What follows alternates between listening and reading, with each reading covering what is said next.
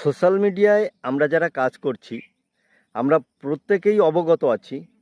এই মাত্র কয়েকটা দিন আগে 5 টাকার একটা চিপসের জন্য একটা বাচ্চা ছেলে আত্মহত্যা করেছিল, কারণ তার আত্মসম্মানে লেগেছিল, তাই সেই আত্মহত্যা করেছিল। আর সোশ্যাল মিডিয়ায় কিছু কন্টেন্ট ক্রিয়েটাররা এতটাই নোংরামো করছে যে তাদের আত্মসম্মান তো তারা বেঁচে খেয়েই নিয়েছে, আর তাদের পরবর্তী জেনারেশনের কথাও তাদের মাথায় নেই। যাই হোক, এই ভিডিও ক্লিপটা তোমরা প্রত্যেকে একটু দেখো, তারপরে আমি আর অল্প কয়েকটা কথা বলবো। জলটা লাগছে কি ঠান্ডা। এসব কি অবস্থা? এই হাত দিবে না।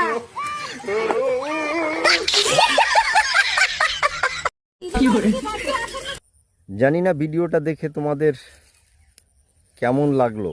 এটা কি দারুণ ভিডিও না চমৎকার ভিডিও, তোমাদের কেমন লেগেছে জানি না, কিন্তু দেখো কমেন্টসগুলো দেখো, মানে চমৎকার, দারুণ, সুন্দর।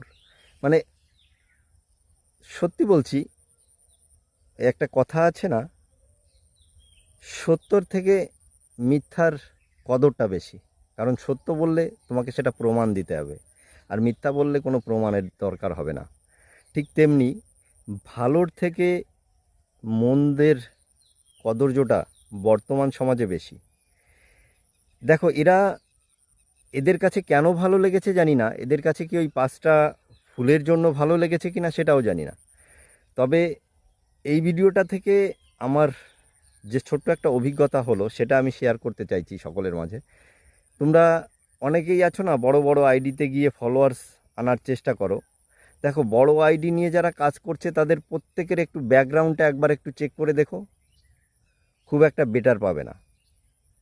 তাই তাদেরকে যারা ফলো করছে, তাদের ভিডিও যারা দেখছে, তারা কিন্তু এই সমস্ত নোংরা ভিডিও দেখে অভ্যস্ত।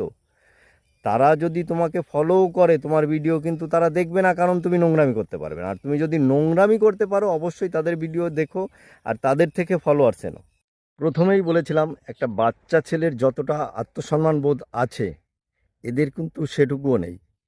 কারণ এরা হয়তো কমেন্টসগুলো বা শেয়ারগুলো করেছে, শেয়ার হয়েছে অনেক ভিডিওটা, শেয়ারগুলো করেছে ওই 5টা স্টারের জন্য।